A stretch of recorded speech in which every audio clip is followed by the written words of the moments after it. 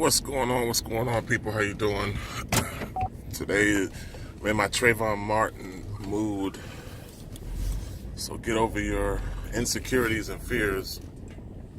The question of the day is simply, why choose Bitcoin when you have cash and credit cards?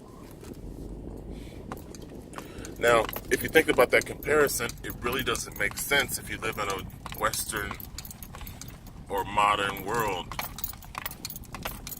The only time Bitcoin makes sense for the Westerner is someone who's looking to make a high dollar purchase or a high value purchase where the purchase power of Bitcoin outweighs the devaluing value of the dollar. So, in most cases, people in the Western world don't understand devaluation. They don't understand inflation. They don't really care that they're losing purchasing power when they stick to fiat currency. And that's not a factor in their thought process. That's not something that you think about when you spend dollars. You know dollars, you're paid in dollars. The only thing you care about is probably hoarding, saving, and spending when you do spend. So I don't think anybody in the Western world is mentally capable of understanding inflation or understanding how you lose purchase power through this medium the longer you keep your currency in the medium. But if you skip and you step out of your world, people only relate to things within their world. So if you step out of your world and you step into a third world country perspective, that's when it makes more sense to use cryptocurrency or to use Bitcoin, because in a third world country, you don't have the same level of access, you don't have the same level of banking or credit. So that's not something that somebody in the Western world can relate to, because that's not their perspective. They have credit. They have multiple choices and cards. They can easily access cash. Your salary is probably in paper equivalent to what somebody in a third world country makes all year. So it doesn't factor in what they go through. It only factors in what you go through. So it's hard to understand for a Western person what freedom, what equal access, and how much engineered scarcity disappears when you step into the world of cryptocurrency. When you step into Bitcoin, all of those limitations go away. Okay? So it's not easy to understand for someone who has no limitations to use a medium that is not as restrictive. Use a medium that finally opens those doors and finally allows that type of access. So for a Westerner, why use Bitcoin is a very hard question. Excuse me, and I think most Westerners would say, I have no need to use Bitcoin because I have cash. With the complete arrogance and ignorance that cash is losing value, or that the future of cash is limited. That's not something you can convince to a Westerner. No Westerner will believe that fractional reserve banking is a scam. No Westerner will believe that the value of the dollar decreases every single day.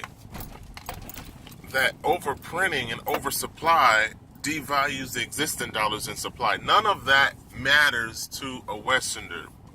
As long as they can spend, as long as they get paid, as long as they go to work every day, their perspective is the only thing that matters.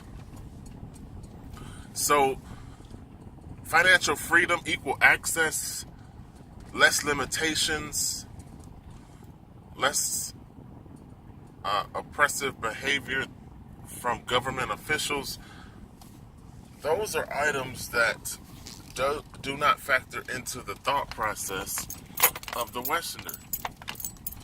But the only thing I'm making this video for is to show a comparison and explain that there are perspectives that exist outside of your world.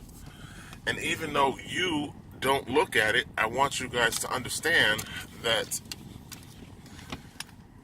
there's financial opportunity through expression when you step into cryptocurrency. Cryptocurrency opens the door of expression and allows a whole lot less restriction. So not only does your purchase power increase, you step out of the devaluating nature of your medium of exchange. You step out of the oppressive nature within your exchange, and now you have the opportunity to, within an open transparency manner, you have the opportunity to express yourself without censorship, without taxation. So these are not concepts that I think Western people are going to be able to understand. I just want to throw it out there because of the fact that taxation is theft, because of the fact that the Federal Reserve is no more federal than Federal Express, because of the fact that the United States is a corporation and you're subservient to that corporation based on illusionary lies. So if the United States is a corporation, the Federal Reserve is a corporation, they're both private entities, and there's no actual law that says you're supposed to pay taxes, then the entire tax process is voluntary, mainly enforced through intimidation and fear. And it just means that your governmental promissory note from a private corporation is really a debt note that devalues as that government continues to add more debt notes into the situation or into the society, into the economy. So you don't care about that. You don't care about the fact that you're on a spiral, a debt spiral downward. You don't care about the fact that there are multiple factors within fiat currency that puts it on a financial cliff and puts it closer towards not being used. No one in the Western Hemisphere wants to hear that. Oh, the dollar is going to be used forever. The military-industrial complex is the enforcement factor. And what's going to happen is we're going to use the power of the gun to force the rest of the world to always use the dollar. You see, we killed Gaddafi because he wanted to stop using the dollar. You see that we killed, we're trying to kill Syria because they want to do the same thing. You see what happened to Saddam Hussein when he tried to get off the dollar. So the dollar is not going anywhere. It's the arrogance of the Westerner who's paid in U.S. dollars. But for some reason, in spite of the power of the gun, the military-industrial complex is being stretched so far thin that over 123 countries are de-dollarizing, moving away from using the dollar in terms of international trade. The Petro agreement is also being challenged. And everybody says, well, Saudi's not that stupid to move away from the agreement to sell dollars or sell oil with dollars. But that Petro agreement is being challenged with advents like Petro Yuan and other energy deals. So even the world reserve currency status is being challenged, given the fact that there's talks of a basket of currencies being replaced instead of having just one currency. So everything that creates the dollar hegemony is being challenged.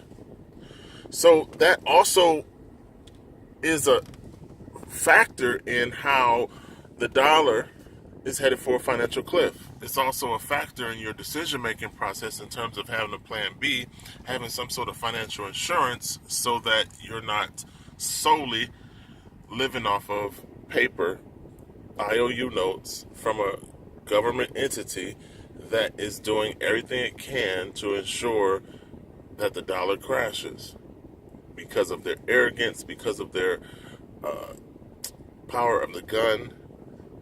So at some point, the Westerner has to wake up and say, you know what, even if the dollar stays the king of the table, I'm going to have Bitcoin, I'm going to have some gold, I'm going to have some silver, I'm going to have a plan B so that these other forms of currency can help me just in case. I don't think the Westerner is going to say that. I don't think anybody's going to do that. But that is a viable alternative to putting financial insurance in place so that you can make it through this economic transition, this wealth transfer, this slap you in the face as it happens later on. So the question is, why use cryptocurrency when you have cash and credit cards? Well, you know credit cards is simply debt and arrears, promise to pay, and people just don't know and can't see that money, paper currency, US dollars is the same thing, because every dollar that's printed is printed with interest. So essentially that is a debt note, just like credit. But you make the decision. You're in charge of your household. I'm sure as long as you're getting your pension, pensions are being evaporated. I'm sure as long as you're getting your retirement, retirements are not guaranteed. Social Security is being robbed. Whatever surplus is in Social Security, the congressman keeps stealing. As long as you're getting your paper currency check, I'm sure you're going to say the world is Mayberry. When the truth is, the world is controlled, a fear prison where people like Trayvon Martin get feared to the point where they're shot and killed because of their skin color and because of the way they're dressed. So whatever you do, it's only going to affect you, your future, your family. But the answer to the question is only something you can figure out. Why use cash? Why use cryptocurrency like Bitcoin when there's cash and credit cards?